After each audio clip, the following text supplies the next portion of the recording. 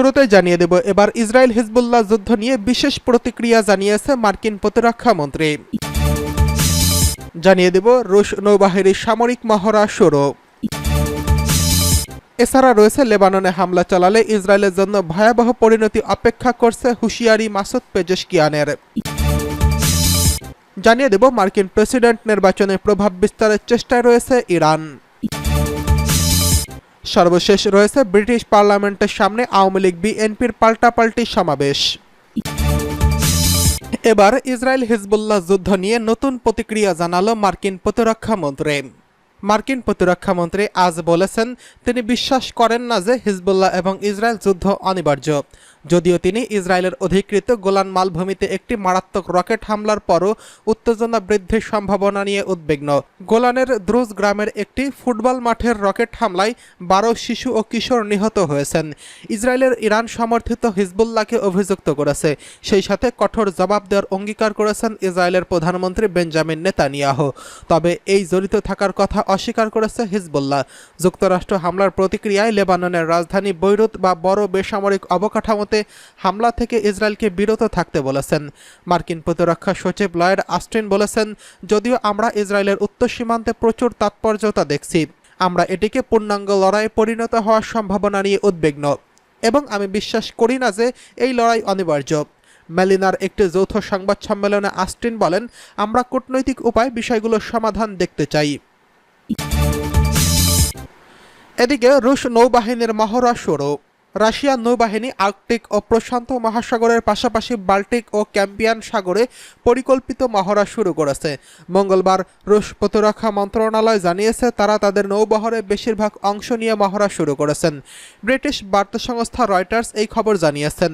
মন্ত্রণালয় জানিয়েছে, মহড়ার অংশ নিয়েছে অন্তত 300টি যুদ্ধজাহাজ, সাবমেরিন এবং 20,000 কর্মী। এছাড়া 50টি বিমান এবং 200টিরও বেশি সামরিক এবং বিশেষ যুদ্ধ সরঞ্জাম প্রশিক্ষণে জড়িত থাকবে। এই মহড়ায় বিমান বিধ্বংসী ক্ষেপণাস্ত্র, আর্টিলারি, সাবমেরিন বিরোধী অস্ত্র এবং প্যাসিভ হস্তক্ষেপের অনুশীলন সহ 300টিরও বেশি যুদ্ধ অনুশীলন অন্তর্ভুক্ত থাকবে। সব স্তরে নৌবাহিনীর সামরিক কর্তৃপক্ষের ক্রিয়াকলাপ পরীক্ষা করাই এই মহড়ার মূল উদ্দেশ্য বলে জানিয়েছে মন্ত্রণালয়। সেই সঙ্গে জাহাজের ক্রুদের প্রস্তুতি এবং নৌ বিমান চলাচলে ইউনিট এবং রাশিয়ান নৌবাহিনীর উপকূলীয় সেনাদের দক্ষতা পরীক্ষা। 2022 সালে ফেব্রুয়ারিতে ইউক্রেন আগ্রাসন শুরুর পর থেকে রাশিয়া নিজ থেকে বা চীন থেকে দক্ষিণ আফ্রিকা সহ অন্যান্য দেশের সঙ্গে অসংখ্য সামরিক মহড়া চালিয়েছে। গত 2 মাসে রাশিয়ার পারমাণবিক ক্ষেপণাস্ত্র লঞ্চার ড্রিল এবং কৌশলগত পারমাণবিক অস্ত্র স্থাপনার অনুশীলনে একটি সিরিজও পরিচালনা করেছে। বেলারুশের সঙ্গে সামরিক প্রশিক্ষণ বাড়িয়েছে। যুক্তরাষ্ট্র ও চীনের পরে বিশ্বের 3য় শক্তিশালী নৌবহরে রাশিয়ার রয়েছে বলে জানিয়েছেন বিশ্লেষকরা। এমনকি রাশিয়ার উল্লেখযোগ্য ব্যালিস্টিক মিসাইল, পারমাণবিক সাবমেরিন বহরও রয়েছে।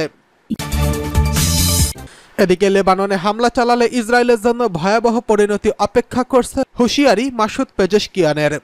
ইসলামী প্রজাতন্ত্র ইরানের প্রেসিডেন্ট মাসুদ পেজেশকিয়ান হুঁশিয়ারি উচ্চারণ করে বলেছেন, ইহুদিবাদী ইসরায়েল যদি বড় ভুল করে লেবাননে হামলা চালায় তাহলে তাদের জন্য ভয়াবহ পরিণতি অপেক্ষা করছে।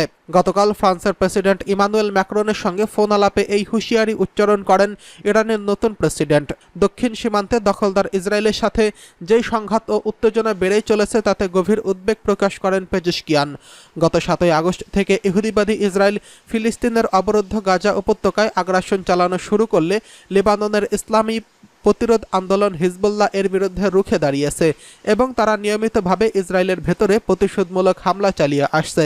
তবে গত শনিবার ইসরায়েল অধিকৃত গোলান মালভূমিতে রকেট হামলায় 12 জন নিহত হন এবং 40 জন আহত হওয়ার অজুহাত ধরে ইসরায়েল লেবাননে হামলা বাড়িয়ে দিয়েছে এবং ইসরায়েলের মন্ত্রিসভা যুদ্ধবাজ প্রধানমন্ত্রী বেঞ্জামিন নেতানিয়াহুকে এই হামলার প্রতিশোধ নেওয়ার জন্য প্রয়োজনীয় সব পদক্ষেপ নিতে অনুমতি দিয়েছে।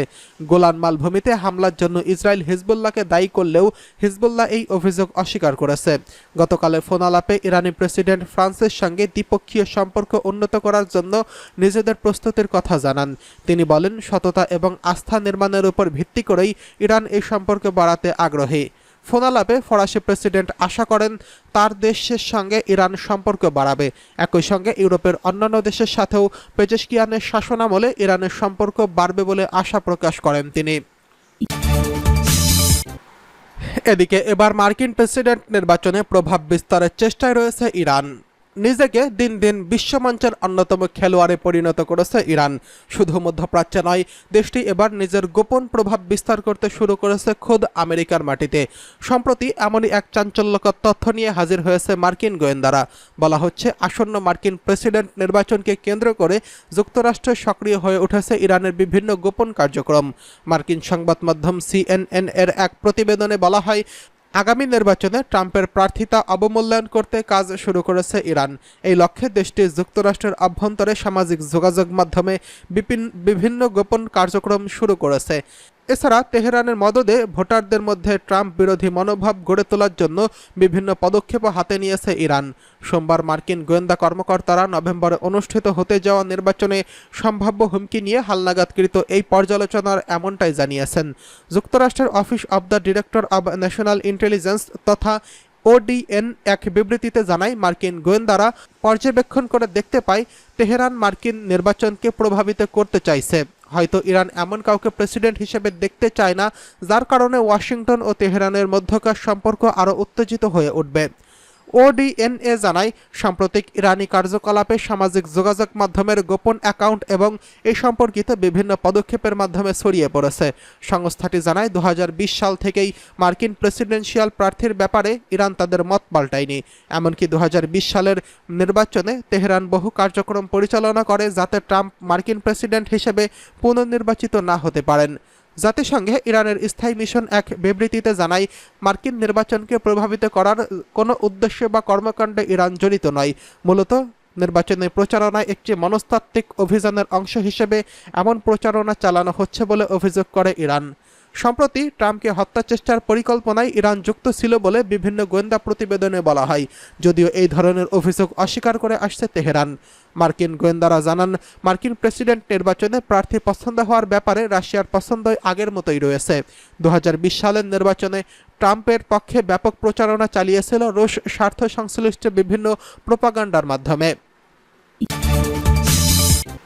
এদিকে ব্রিটিশ পার্লামেন্টের সামনে আওয়ামী লীগ বিএনপির পাল্টাপাল্টি সমাবেশ। ব্রিটিশ পার্লামেন্টের দুটি রাস্তার দুই প্রান্তে আওয়ামী লীগ ও বিএনপির পূর্ব নির্ধারিত পাল্টাপাল্টি সমাবেশ সম্পন্ন হয়েছে। স্থানীয় সময় সোমবার এই সমাবেশ সম্পন্ন হয়। একই সময়ে ডাকা এই সমাবেশে বিপুল সংখ্যক পুলিশ মোতায়েন থাকায় কোনো রকম অপ্রীতিকর ঘটনা ঘটেনি। যুক্তরাজ্য আওয়ামী লীগের সাধারণ সম্পাদক সৈয়দ সাজিদুর রহমান ফারুক এবং যুক্তরাজ্য বিএনপির সাধারণ সম্পাদক কায়সার এম আহমেদ উভয়ই বাংলা ট্রিবিউনকে জানান, সমাবেশের জন্য পুলিশের কাছ থেকে অনুমতি নিয়েছিল তারা।